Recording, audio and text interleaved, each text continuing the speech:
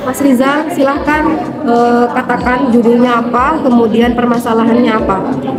Jadi judul penelitian saya kali ini adalah upaya pencegahan degradasi melalui pembangunan berkelanjutan ataupun sustainable development. Jadi rumusan masalah yang saya coba atur di sini adalah rumusan masalah gimana sih lebih kepada solusi kali ya, tapi dicoba dipermasalahkan dulu dari masalah ini.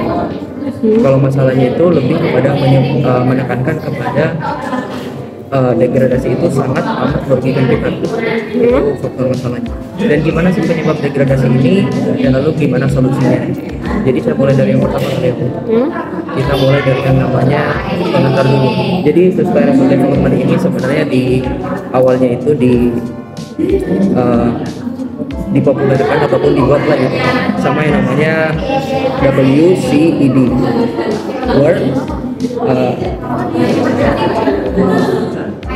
World Commission on Environment and saya lupa deh itu.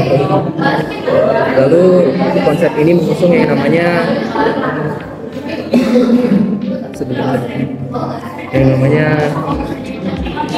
keberartian kita untuk saat ini dan untuk generasi yang selanjutnya. Jadi yang namanya itu memanfaatkan sumber daya yang ada saat ini untuk generasi yang tanpa mengesampingkan generasi yang selanjutnya seperti itu. Lalu WCED ini. Betul. Terus? Lalu konsep itu diusung lagi dengan konferensi baru namanya itu Rio de Janeiro. Itu mengusung namanya Sustainable Development ataupun pembangunan berkelanjutan. Nah, saat itulah dikenal dengan pembangunan berkelanjutan seperti itu sampai sekarang. Dan di dalam itu ada yang namanya tujuan, kita sebut dengan SDGs, Sustainable Development Goals. Itu ada 17 tujuan di sana. Pastinya di dalam tujuan itu pertama itu untuk menurunkan angka kemiskinan. Karena sejauh apa yang saya riset kali ini itu menyangkut yang namanya kemiskinan. Degradasi itu sendiri menyangkut yang namanya kemiskinan. Karena kalau kita lihat yang namanya konsep sustainable development itu menyangkut yang namanya sosial, ekonomi, dan juga environment, lingkungan. Jadi sosialnya ini yang menyangkut dengan kemiskinan. Akibat apa ya? Degradasi itu sendiri. Ya. Lalu kalau ditanya misalkan degradasi ini dari apa? Ya dari deforestasi itu sendiri. Deforestasi ini adalah penggundulan lahan yang dilakukan oleh manusia itu sendiri dengan dalih alih fungsi. Kayak misalkan hutan itu dialihfungsikan menjadi tempat industri. Ya. Sesimpel itu. Lalu ini menyebabkan yang namanya degradasi. Degradasi itu adalah penurunan mutu dari yang anggaplah tinggi ke mutu yang lebih rendah. Nah, ini bisa kita ambil salah satu contohnya itu penurunan mutu ini oleh kita sebutnya mungkin oknum petani ya Bu, oknum yang petani yang belum memahami gitu. Ada yang namanya degradasi lahan. Degradasi lahan ini nanti kaitannya dengan kemiskinan. Degradasi lahan ini oleh petani ini biasanya kalau kita orang Madura itu namanya ngarit ya, ngarit itu. Itu biasanya untuk membangun, ini ada Lanjut Mas. untuk menanam jagung, menanam tanaman bakau gitu, itu kan mesti dibersihkan dulu rumput-rumputnya dan lain semacamnya. Jadi kadangkala petani itu menggunakan zat-zat yang tidak disarankan untuk digunakan, tapi dijual di marketplace, di pasar-pasar tradisional dan lain sebagainya. Tapi mereka tetap gunakan tanpa terlepas dari mereka tahu impactnya ataupun tidak ya. Tapi impact yang paling akhir itu adalah kekeringan pada lahan. Jadi lahannya itu menjadi rusak akibat zat itu. Mungkin 1 atau 2 kali lahannya itu masih it's okay. Tapi kalau udah berkali-kali dilakukan yang namanya pencapokan zat-zat kimia itu, bisa aja lahan itu menjadi kering dan menjadi tandus lalu tidak potensial lagi. Oke.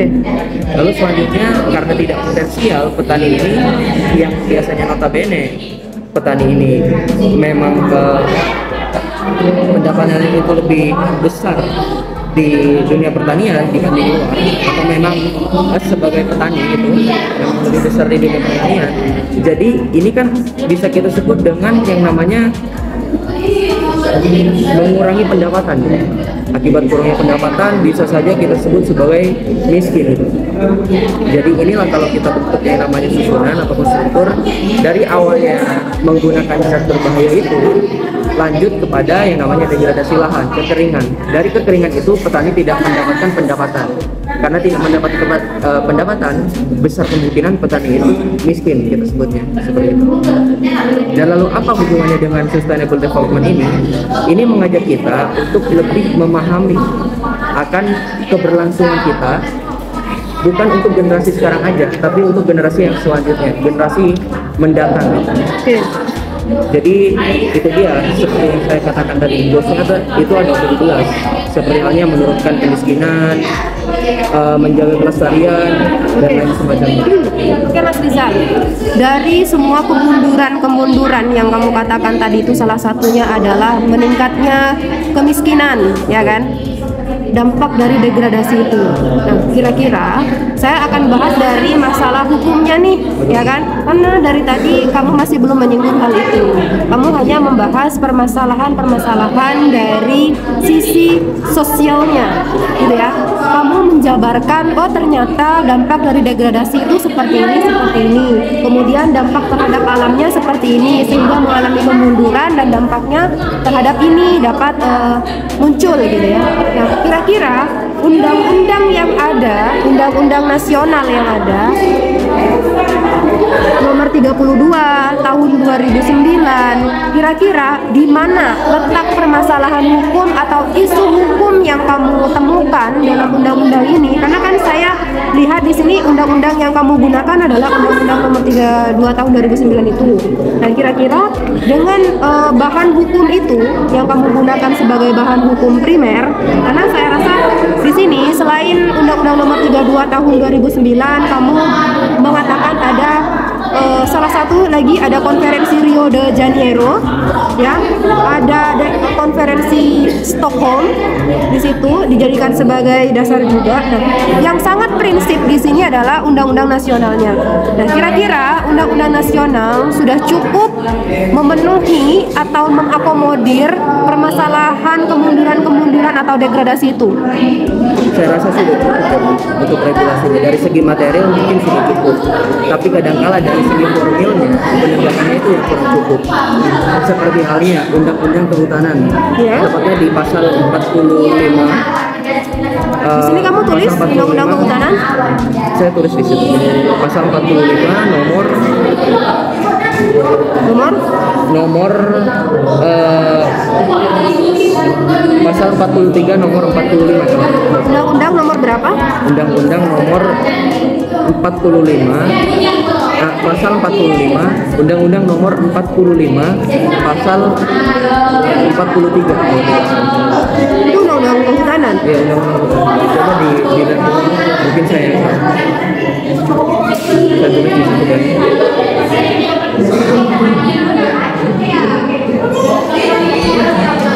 Undang-undang nomor 41 tahun 99 tentang kehutanan. Betul. Ya, coba di undang-undang itu menyebutkan seperti apa? Di sana itu disebutkan definisinya dulu, seperti apa sih yang terbaik itu, lalu kepada sanksi pidananya, tepatnya di nomor 45 kalau nggak salah itu disebutkan ada tiga sanksi. Yang pertama adalah pidana, sanksi pidana, yang kedua adalah sanksi penjara, yang ketiga adalah denda. Di dalam hal itu kita pastinya nomor sanksi yang ditujukan untuk oknum yang memang tidak bertanggung jawab. Kayak misalkan sesimpel kita menggarap sawah tapi tidak pada tempatnya. Tidak pada tempatnya itu tidak yang seperti seharusnya. Kayak misalkan menggarap sawah itu harus yang namanya menggunakan bahan-bahan yang tidak berbahaya. Kayak misalkan pakai pupuk kompos aja daripada pakai yang namanya zat adiktif lainnya. Jadi memang jelas di situ untuk itu masuk ke kehutanan ya. Kayak misalkan itu yang petani tadi. Kalau beralih kepada yang kehutanan itu sendiri, Mas, saya tanya satu deh. Ada nggak norma yang mengatakan apa itu degradasi? kayaknya sejauh ini saya nggak menemukan. Nggak ada kan? Nggak ada kan? Berarti menurut kamu apa yang isu hukumnya apa?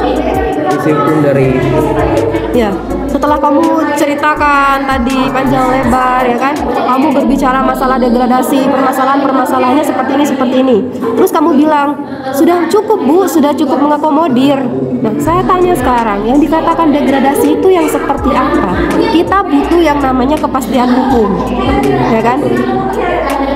Degradasi menurut saya belum tentu degradasi menurut kamu.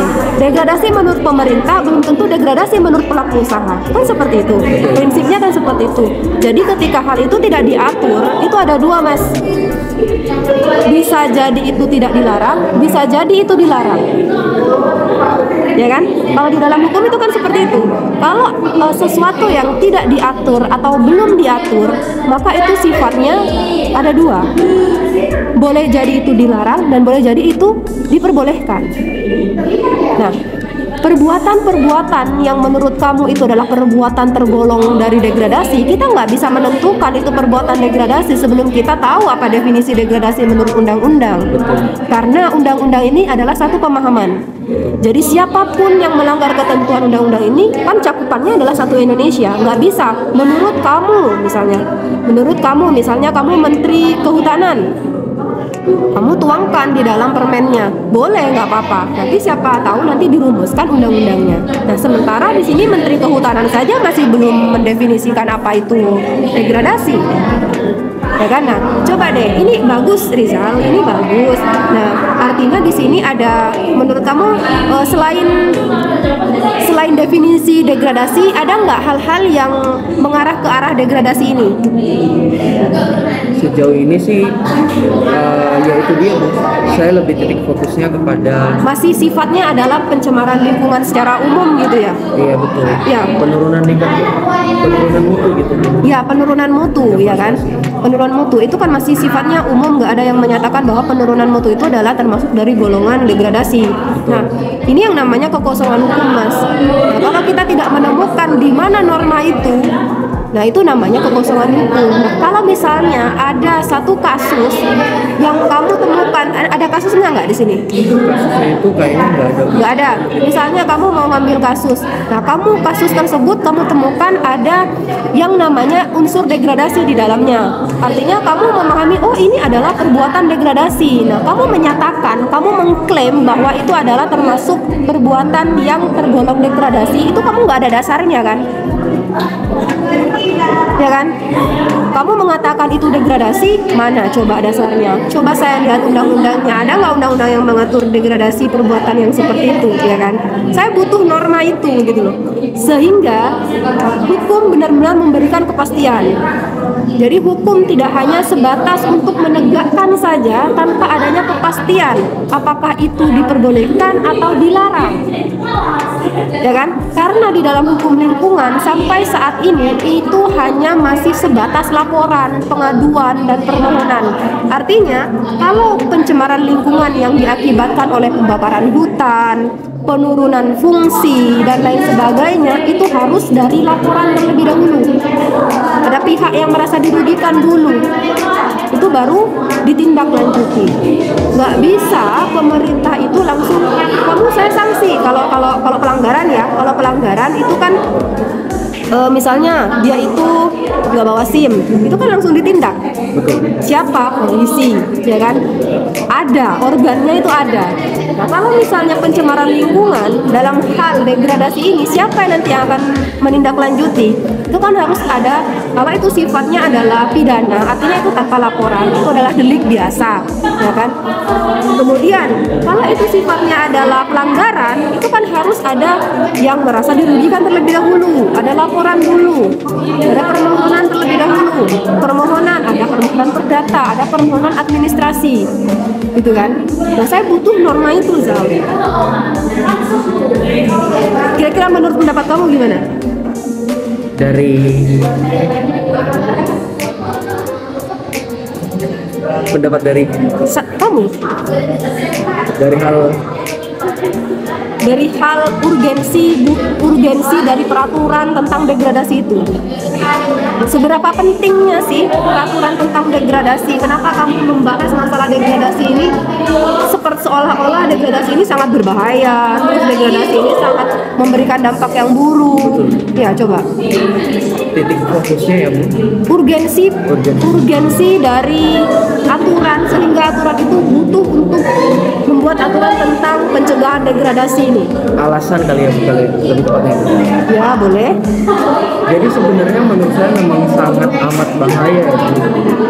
Amat sangat bahaya karena memang degradasi itu Udah 15 menit. cakupannya itu bukan untuk generasi sekarang. Alam yang kita eksploitasi itu kan kebanyakan dieksploitasi, Oh, oke. hutan dan lain-lain. Ya. Jadi kadang-kala kita lupa terhadap generasi yang selanjutnya. Jadi itu titik fokus dari yang namanya sustainable development itu sendiri yang tadi. Terus masalah degradasi ini sendiri sebenarnya dicakup oleh yang namanya deforestasi dulu, yakni eksploitasi itu tadi menyebabkan yang namanya degradasi. Jadi kalau masalah urgensinya itu sebenarnya memang kita itu butuh yang namanya pelindung hukum itu, perlindungan hukum terhadap bukan perlindungan hukum ya Bu, hukumnya keras gitu kan, yang mengatur tentang orang yang melakukan penurunan tingkat mutu. Kayak misalkan yang tadi saya bilang, lahan jadi kering dari petani maupun petani dan lain semacam itu, kayak kebakaran hutan dan semacamnya. Terus ada lagi yang namanya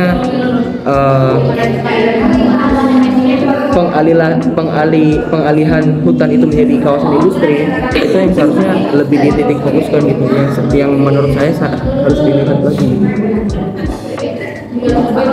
Jadi seperti itu titik fokusnya. Mungkin dari tadi penyampaiannya terlalu deskriptif, jadinya tidak Terlalu deskriptif. iya kali. Jadi lebih ke sejarah, terus dasar hukumnya mana kan gitu ya. Nah itu ya baru sadari setelah saya coba cek lagi, ternyata memang kurang kuat Ya. memang ya deskriptif. Deskriptif itu merupakan salah satu metode untuk menganalisis. Boleh, nggak apa-apa. Tapi jangan lupa sumber bahan untuk utamanya kamu, gitu kan. Yang kamu analisis adalah normanya. Betul. Iya. Gitu ya. Betul. Oke, silakan Rizal, boleh duduk. Makasih ya Bu.